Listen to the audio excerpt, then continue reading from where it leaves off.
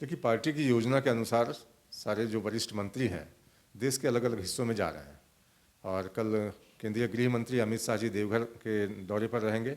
वहाँ इफ्को के एक कार्यक्रम में उनको जाना है, जहाँ पर नैनो खाद कारखाना का शिलान्यास करना है। उसके अलावा एक रैली है पार्टी की, कार्यकर्ताओं के से संवाद, बुद्धिजीवियों से संवाद, इस तरह के कई कार्यक्रम हैं उनके। और रांची में कल जितेंद्र सिंह जी होंगे और उनका बुद्धिजीवियों के साथ और समाज के सभी वर्ग के लोगों के साथ, डॉक्टर्स, इंजीनियर्स, सीए हों या फिर जो समाज के प्रबुद्ध लोग हैं, उनके साथ उनका वार्तालाप होगा सरला बिरला यूनिवर्सिटी में। और 12:30 बजे उनका वहाँ कार्यक्रम है।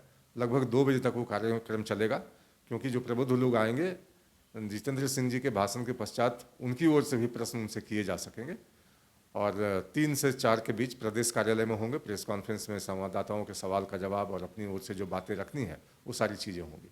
जितेंद्र सिंह जी का क्या कार्यक्रम है, मतलब ये जो प्रबुद्ध लोगों के साथ किस मुद्दे पर बातचीत करने या क्या कुछ है? देखिए, बजट को लेकर सरकार जिस तरह से ऑप्टिमिस्टिक है कि हमने बहुत बढ़िया बजट दिया है और समाज के सभी वर्गों को छूने की कोशिश की है, तो वो चीज़ों लोगों के बीच बताना, साथ साथ लोगों के मन में अगर कोई शंका है तो वरिष्ठ मंत्री जब उपस्थित होंगे तो उनको क्लैरिफिकेशन अच्छे से मिलेगा और कोई डाउट है तो वो दूर भी किया जाएगा।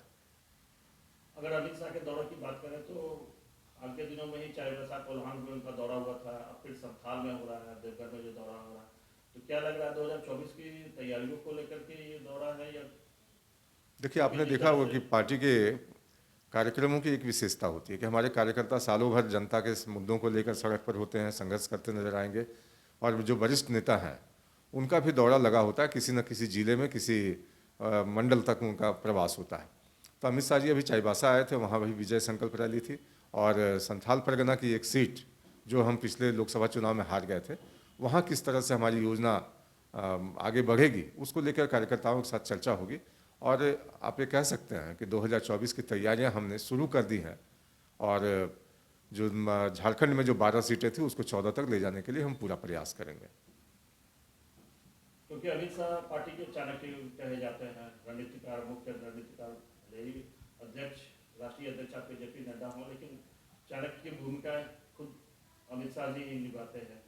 तो ऐसे में क्या लग रहा है कि 2024 में जो 14 का जो संकल्प है उसी संकल्प को लेकर के वो आ रहे हैं यहाँ झारखंड? बिल्कुल, पार्टी ने एक संकल्प लिया है कि झारखंड में दो सीटें हम पिछली दफ़ा चुनाव में हार गए थे, उन 2 सीटों पर भी हमारी जो कमियां रह गई थी, समाज के कुछ लोग हो सकता है कि हमारी बातों से सहमत ना हुए हों, लेकिन जो गरीब कल्याणकारी योजनाएं पिछले 5 वर्षों में चली हैं और हम लोगों तक पहुंचने में कामयाब रहे हैं, चाहे कोरोना के समय में बुरे वक्त में खड़े रहने की बात हो, सरकार उनके साथ मजबूती से खड़ी रही। उसके अलावा आपने देखा होगा प्रधानमंत्री आवास योजना हो, शौचालय हो, उज्ज्वला योजना हो, इस तरह से कई स्कीम्स जो गरीबों के लिए बनाई गई उसको हमने उनको करके दिखाया है।